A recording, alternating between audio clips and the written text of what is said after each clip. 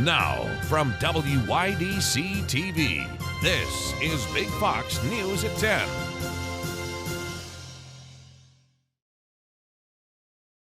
A new bakery is bringing the excitement and wonder of the Harry Potter franchise to Elmira.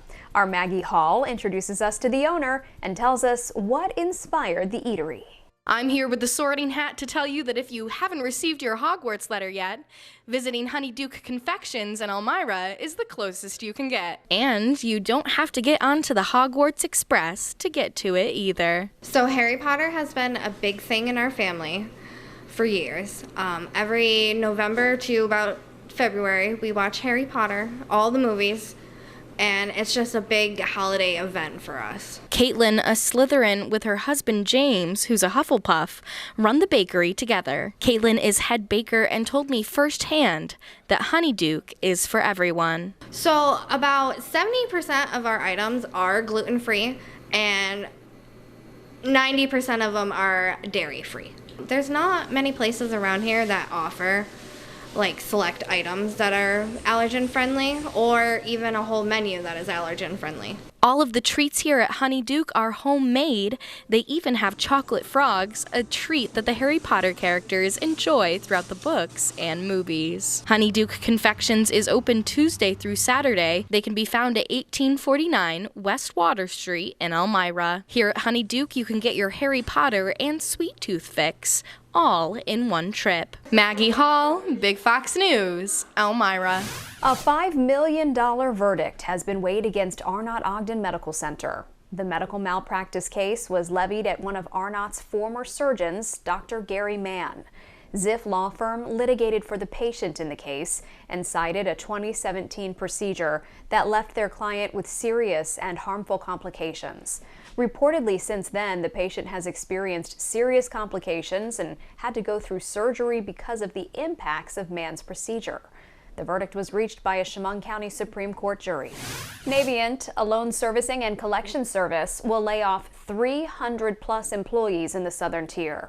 The company filed with the New York State Department of Labor Office of Dislocated Workers.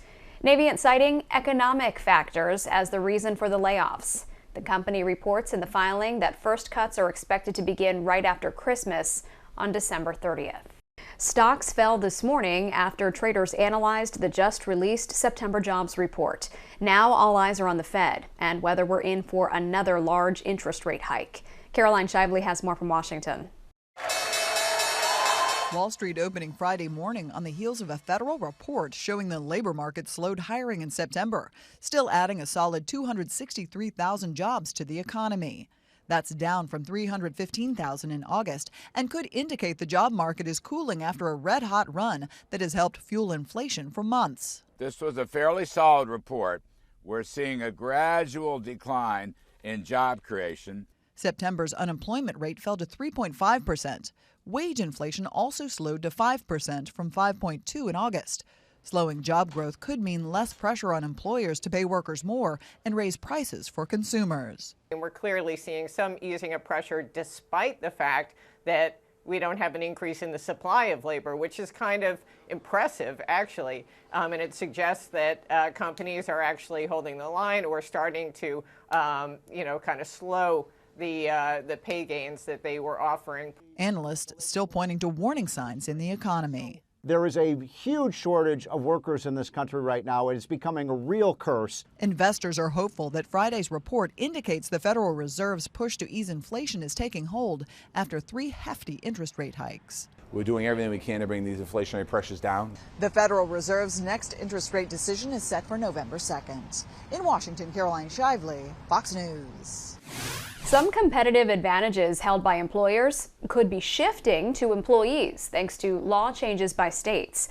More states are passing legislation requiring companies to share salaries on job advertisement and on their websites. New York will require a salary range reveal on November 1st. Many of the laws are intended to cut down on pay gaps for women and minorities. A new bar in Elmira is offering to take you home. Pix Pub is collaborating with Total Transportation of Elmira to give their patrons rides home from the pub free of charge. It's in the hope that the Free Ride Home program will combat drinking and driving in the area. All customers have to do is ask a bartender to call for a ride. The pub also will not charge any overnight parking fees. They'll be hosting a grand opening next weekend. President Biden issuing a mass pardon to Americans who have been convicted on federal marijuana possession charges. That follows through on a campaign promise, and the announcement may have been carefully timed for next month's midterm elections. As Doug Luzader reports from Washington, it may be just the first move toward federal decriminalization. Very few people are prosecuted solely on federal marijuana possession charges, but the president made it clear that he sees this as just the start. For those who partake and who have been charged for doing so, this announcement from the White House could be welcome news. This just opens doors that were previously shut to us, and I'm excited for the opportunity. My pardon will remove this burden on them. President Biden made the pardon declaration on a video posted to Twitter. And even the White House acknowledges that this doesn't affect many people. The vast majority of those convicted of simple marijuana possession are charged at the state, not federal level. And no one, they admit, is currently in federal prison solely on that charge. The move is not without critics who point to the changing face of drug abuse. People think it's innocent. It's not. It's 20 times more powerful than it was in the 60s. Still, the president hopes that states will follow suit, and he'd like the federal government to reclassify marijuana. So I'm asking the Secretary of Health and Human Services and the Attorney General to initiate a process to review how marijuana is scheduled under federal law. And even this limited move by the president could have wider political consequences. It does not affect a big population, but it may force a conversation in states in gubernatorial races. It may force a conversation in Senate races, so it could have a bigger impact. Now, the president has really come full circle on this, once endorsing the 1994 crime bill that significantly stepped up federal enforcement of drug laws. In Washington, Doug Luzader, Fox News. Comic-Con is underway, and the numbers are growing in New York. Jerry Willis is there. Welcome to Comic-Con, where some 200,000 people will gather to talk about superheroes and comic book stars over the next 4 days. That's 50,000 more than last year. And it's not just the audiences that are getting bigger. Listen. 21, a lot of these big industries were not traveling, they weren't bringing out and promoting. So now finally in 2022, we're seeing those big studios, big TV production companies, toy companies, games companies that are really coming out to engage with the fans in a way that you only can at a show like New York Comic Con. And the audiences also come here for cosplay. That's to dress up like their favorite characters. Meet Phil over here. Phil, who are you? I'm Deadpool. And why are you Deadpool? Because I love the character so much. He inspires me, so I want to represent Deadpool. All right, so I'm representing Leia, Princess Leia from Star Wars. That's my costume today. But there's more going on here than just dressing up as a character. There's also meeting actors like Michael J. Fox and Christopher Lloyd. And some of the cast from some of these shows will form panels and talk to some of these folks here directly, including Star Trek Next Generation, who will get together to celebrate the end of the Star Trek Picard series. I'm Jerry Willis in New York City for Fox Business. Your complete weekend forecast is next. Plus, the skyscrapers of the future could be built by 3D printing drones. A look at devices changing the construction industry. Stay with us. Here's your local stock market update from Big Fox.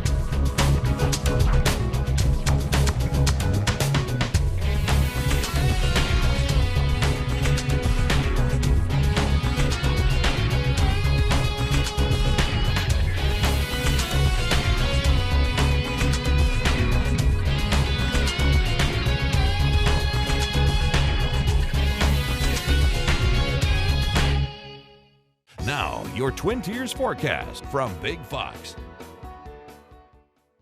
Good evening and happy Friday. Our temperatures have made some big improvements this week after falling to only a high of 53 degrees on Tuesday, bringing us 15 degrees below average. We were back to about 10 degrees above average, so nearly a 20-degree difference there between our Tuesday to our Thursday. But what we noted is we were back into those 50s today, just flirting with that even 60-degree marker, and we're going to stay cool as we head into our Saturday. We'll note that we'll see some gradual clearing as we step through the overnight, but we have that northwesterly wind in place, so that's going to continue to affect in the cooler air, even under some clear skies expected for our Saturday. So we're looking at lows falling to anywhere about 38 to 36 degrees, so some patchy frost possible, especially as there is some moisture in the air. We're even going to be watching that some lake effect showers will be possible across Lake Ontario, so we'll note that we'll have maybe some passing cloud cover, but we should be far enough south that we should stay out of any risk for some of those rainy conditions or gloomy skies. We'll have some brighter skies, but conditions are going to stay cooler for our Saturday, pretty similar to the temperatures we were experiencing on Tuesdays, with high with only into those mid-50s. Now there will be gradual warming. Day to day we'll get back up into those 60s and even top off slightly above average by the middle of next week. But as we head into that Thursday forecast, we are going to talk about some rainfall returning that will be associated with a frontal system that will again knock those temperatures back down. It's all about the climbs and the falls with the temperatures this time of the year. Now a little bit of passing cloud cover as mentioned, as there will be some of that lake effect rainfall, but we'll note that we'll definitely be dominated by brighter skies. However, temperatures are going to be struggling to make that improvement. With that northwesterly wind in place, it's going to keep those temperatures cool across much of the state. So we're topping off only about 54 in Delmira, Corning at 55, Westfield at 52, Wayland at 50 degrees, bringing us nearly 10 degrees below average at least. So everybody will be feeling it. Make sure to grab the layers as you step outdoors for any of those fall activities, as the fall colors, they're really starting to pop. Now low temperatures again Sunday morning, similar to what we're experiencing Saturday morning. Maybe some patchy frost possible, but we're under those clear and calm skies, which will continue to allow for bright skies into that Sunday forecast. We'll see that high temperatures will start to show the improvements though. We're back up into those mid-50s to those lower 60s. So closer to average, but still below average by about 5 degrees. And when we look at the extended outlook, which runs us to October 17th, although we're seeing this slight warming, as mentioned, there's a cold front moving through end of the week. It looks like we could be back to more of these below average temperatures to hold on to the forecast. And note that through this month, we gradually see that that average temperature continues to drop off. Might see a few morning showers on Monday, not expecting much for accumulation, high of 62 degrees. We're at average on Tuesday under some bright skies, even above average on Wednesday, potentially Thursday, but that showery weather will be moving in, will clear out and cool down. The skyscrapers of tomorrow could be built by 3D printing drones. Ashley Strohmeyer takes a closer look at this technology that researchers say can help keep workers safe while lowering construction costs and more. They're drones unlike any you've ever seen, and they're here to revolutionize the construction industry. Armed with the latest 3D printing technology, these drones spray precise layers of cement as they fly, similar to the way bees make their hives. Nature is a very good source for inspiration. And just like bees, 3D printing drones can work autonomously in teams to build new structures, while also scanning each layer of cement to ensure quality control. We need to rethink how robots can build, because robots might have different morphology. They can fly, they can perch, they can interact, they can spray in ways that humans cannot. While existing 3D printers are already building structures around the world, most are limited to operations on the ground. But researchers say the drones will be perfect for building and repairing new or existing levels on high buildings, reducing the need for people to work in dangerous situations. It will reduce risk, it will reduce cost, and it will increase the output of the construction projects. And because they're battery powered, officials say they can also promote greener construction sites. I'm not saying that it might replace all of construction, but even if you touch 5% of the construction industry with this, it is already a huge gain and can reduce CO2 consumption, increase safety, reduce logistics needs. Researchers hope the drones can also be used in disaster zones to help speed up construction efforts in communities ravaged by earthquakes, hurricanes, and more. Ashley Strohmeyer, Fox News. Tesla's first semi-trucks will be hitting the road soon. A fall classic is making a comeback to McDonald's, and San Francisco will be getting a cafe for dogs. Grady Trimble has today's business briefs. Tesla CEO Elon Musk says the company will deliver its first ever all-electric semi-truck to food and beverage giant PepsiCo in December. He says the truck will be able to travel 500 miles on a charge. The electric truck was introduced in 2017 and was first estimated to be delivered by 2019.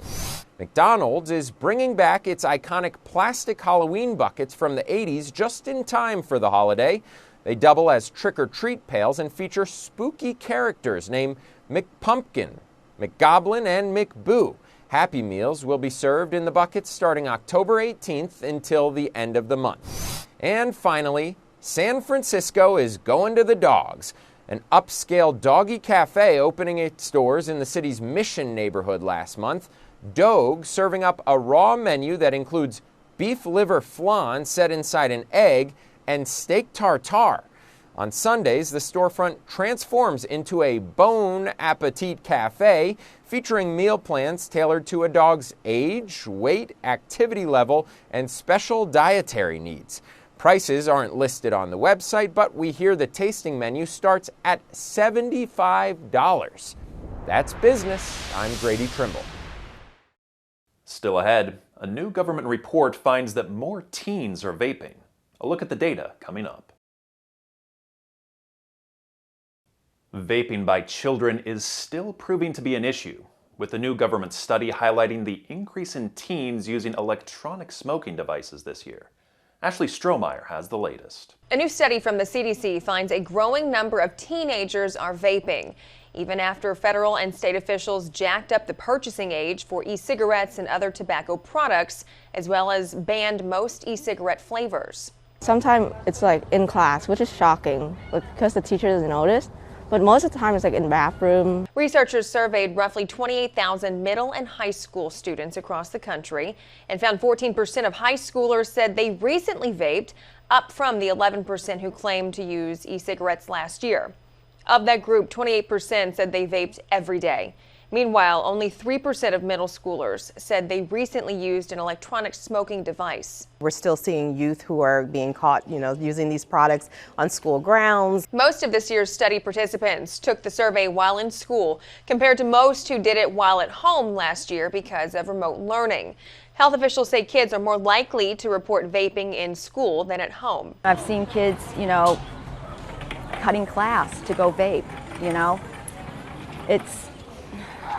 It's just really sad. And faculty believe more kids may be gravitating towards e-cigarettes as a way to cope with the surge in mental health problems facing children after the pandemic. I know it's an escape, but it's an escape that is hurting them. While vaping advocates say the devices are helpful for long-term smokers to quit using actual cigarettes, health officials say e-cigs still cause lung damage and when used by teenagers can actually inspire them to take up smoking. Ashley Strohmeyer, Fox News. A ride from an Orlando, Florida theme park is being torn down after a teen from Missouri was killed on it last March. Valerie Bowie has more from the teen's father. I'm like a little kid in a candy store. I don't really know what to do. I really don't. I'm so filled with emotions, like finally respect, That's how Yarnell Sampson feels after finding out Orlando's freefall ride will be coming down. His 14-year-old son Tyree was killed on the ride back in March. I'm just finally glad they coming to their senses and say, you know what, let's get rid of this thing. Let's start over, come up with a better plan. Orlando Slingshot Company owner Richie Armstrong released a statement saying in part, "We are devastated by Tyree's death. We have listened to the wishes of Tyree's family and the community and have made the decision to take down the free fall." I got to thank Icon Park and also Slingshot for trying to be proactive. The company says it will also honor Tyree and his legacy in the classroom and on the football field by creating a scholarship in his name. I left it in God's hands. It's not a victory for me. It's a victory for him because he used me as a vessel. A vessel to keep other children safe and prevent a tragic death like Tyree's. Should no kid have to die trying to have fun, period. And should no parent have to bury their child. Stay with us. We'll have more right after the break. We want to leave you with a smile. A big celebration in Norman, Oklahoma for a World War II veteran as he celebrated his 104th birthday. His party was filled with special guests. You see, Van is a huge Sooners football fan, so the OU cheerleaders, Boomer, and others came in to help him celebrate. Van even got an OU football that was signed by OU's head coach. Van served on the USS Seahorse submarine, which was headed to Hawaii when Pearl Harbor was bombed. I'm Scott Beadle. Thanks so much for watching.